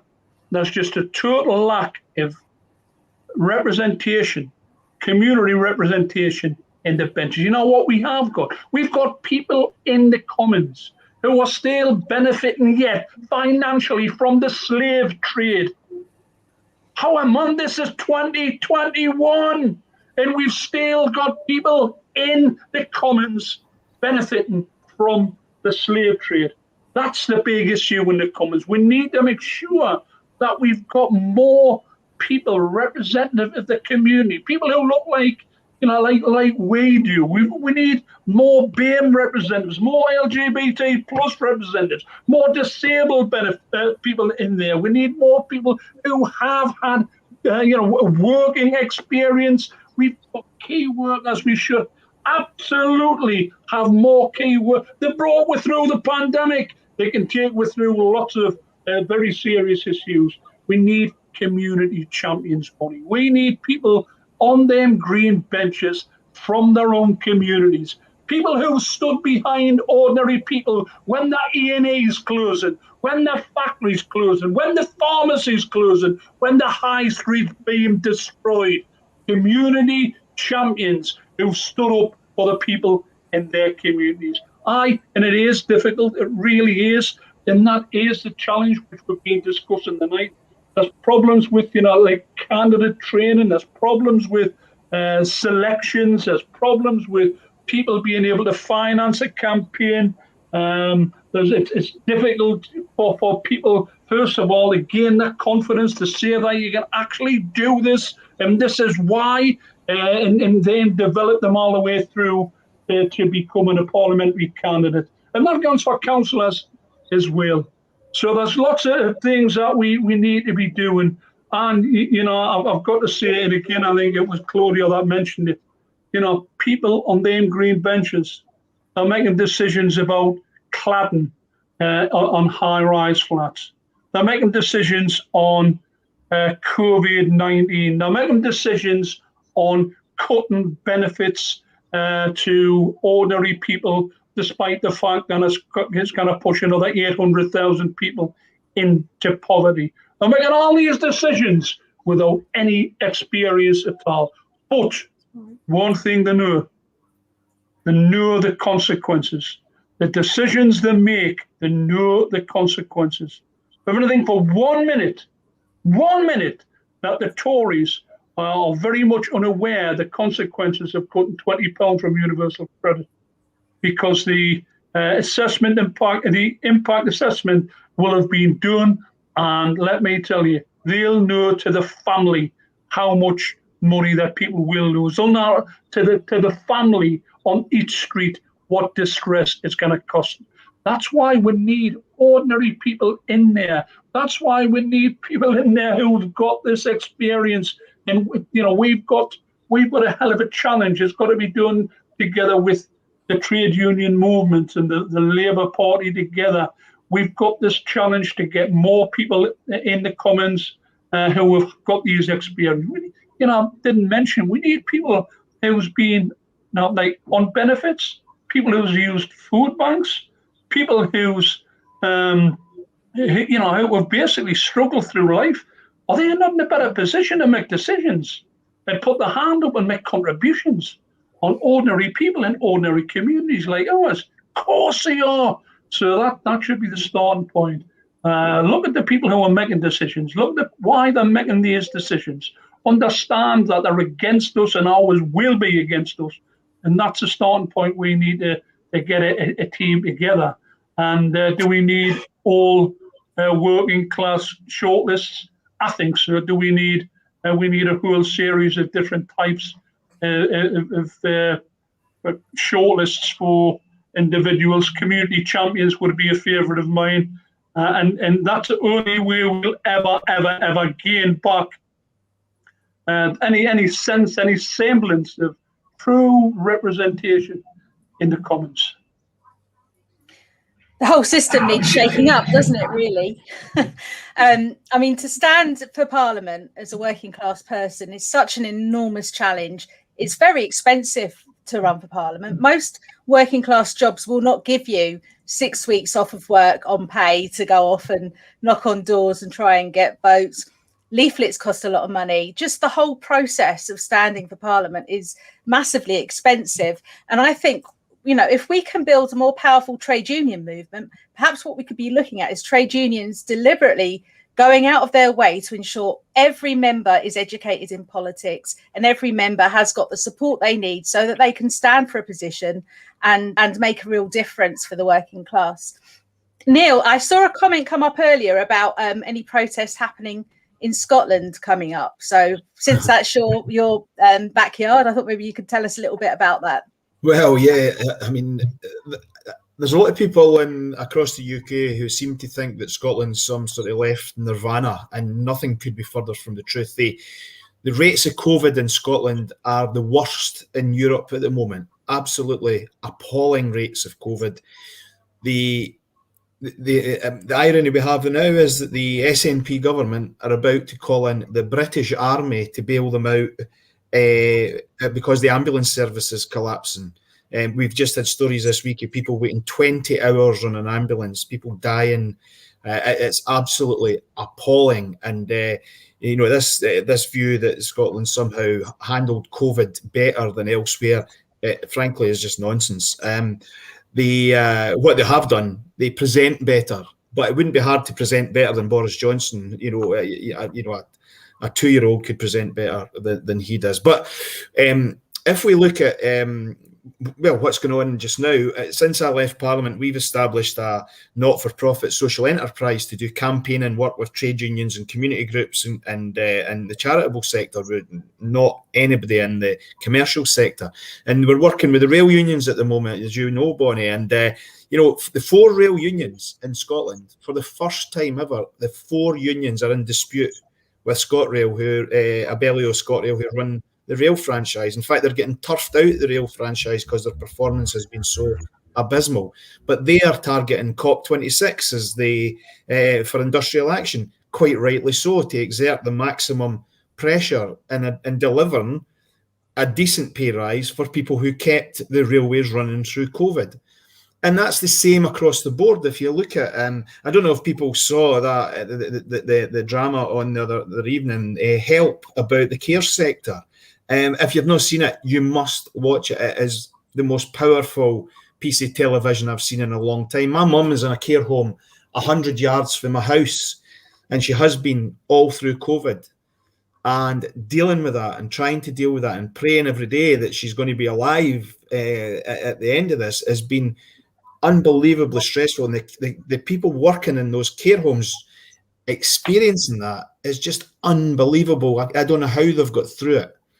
And that's part of the issue, isn't it, about that life experience of ordinary people. And these are people on absolutely pathetic pay. One of the pieces of work that we've been doing recently is with the Bakers Union. And they asked us to survey their members' experience during COVID. And that came back that 40% of the members of the Bakers Union who work making the food that we eat, who have kept us supplied with food during COVID, 40% have gone hungry during that period. 40% of food workers going hungry. One woman told us about making expensive, I think it was lobster roulade or crab roulade or something for Marks and Spencer's. These are sold at something like 30 odd quid each. And she spends her day putting them in the bin because they're rejected, and yet goes home to a cupboard and a fridge that's empty. Now, that's a system that is completely, in my view, that's a system that's fucked, and I can't think of any other word to say, because there's something wrong with a system that creates that. And actually, if we look at politics, it should be fairly simple. The street that I live in, people are experiencing hunger. They are desperate for good housing. They want their kids educated. They want to have a job that pays them decent. And it's fairly straightforward what people want. Their kids educated, looked after when they're unwell, a decent roof over their head, and enough pay that can get them by. That's not particularly complicated. It's a basic ask of any human being. All of the other stuff that goes along, the policy stuff, that's add-ons. But the things that people want are fairly simple and fairly straightforward. And it should be up to us in the labour movement. It has to be the labour movement. Nobody else is going to do it. To stand up for those people, for our people, for my family, my friends, my neighbours, my community. It's up to us to stand up for them because no one else is going to do it. And the thing that we must give people is a bit of inspiration and hope. And that is the job of the labour movement. It's a job of the Labour Party. And I think some people need to go back and relearn their history. Spot on. Claudia, did you want to jump in there as well? All I was going to say, we are in a class war, without a doubt. The situation that we find ourselves was never inevitable. This has been a deliberate attack on the working class, a deliberate attack on the poor. These are political decisions that keep our communities and the working and the poor in society ever wanting more and more and more food banks. And that, in a sense, is what we're up against. And one of the things when I was growing up, of course, I had political heroes like Diane Abbott, but I did also have a political hero who's male, Tony Benn. And I always remember Tony Benn famously differentiating between politicians that are weather vanes and those that are signposts. Signposts stick to what they believe, regardless of criticism or challenge. Weather vanes constantly spin around, responding inexorably to changes in the prevailing political wind. I believe that the interlinked challenges we face as a society require more people in politics who are signposts than weather vanes. It's really important that the political education that we deliver is clear about the values on which we need to stand. Parliament and its culture is overwhelming. You can be consumed by it. You can go in with great intentions. But as we've seen time and time again, those with great intentions get consumed by the culture of Parliament, and therefore they end up being weather vanes than being the signposts that we need to see. We're facing many interlocking crises, from coronavirus, climate change, rampant class and racial inequality to crumbling social infrastructure. Working class people are at the forefront of these crises. I believe that only radical solutions will address systemic inequalities, and that we need more working class people, working class leaders with the strength and with the courage to recognize that our role as MPs is not to mediate an unjust system, but to transform it. That is the education, the political education we must deliver. And so I think that too often we can want to be somewhere, but we don't know how to maneuver it and how to manage it. And we don't know, and we fall back on the overwhelming culture that consumes us. We have to stand true to our values. And in order to do that, that political education, like mine was, and like many others who came out of struggles, needs to be grounded in our experiences, grounded in our understanding. So I have this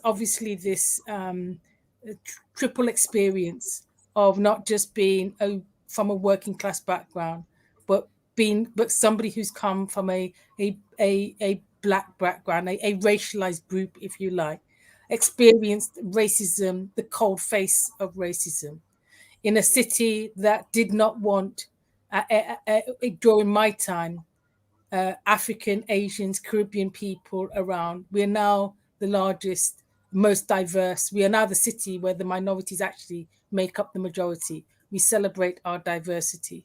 but it didn't come without struggle and without pain and without all of the turmoil that it caused. And I obviously come as a female to this cause, and I know the triple whammy of all of that and the impact of all of that and what that did for me.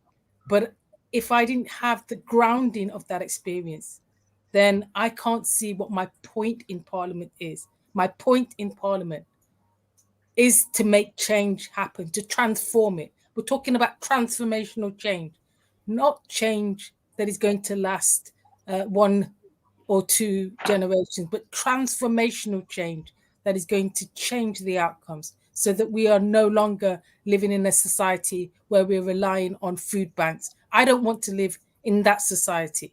I don't want to live in the society where there is huge wealth inequalities.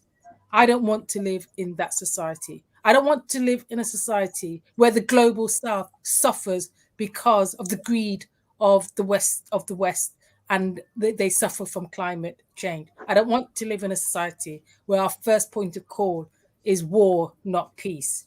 I want transformational change. And I think that many, many, many people, we are part of the majority, many want that change too. And we have to try in unity, in solidarity to deliver that.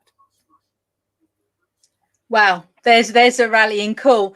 Listen, working class people are not voting in elections and in general elections because they feel remote from what's going on. They feel disaffected by what's going on. They don't feel that anyone's actually speaking up for them. What we need is ordinary people to leave this show and be inspired to go and pick up a book, maybe start with The Ragged Trousered Philanthropist or something. Start learning about how powerful our movement is and how we can win these battles.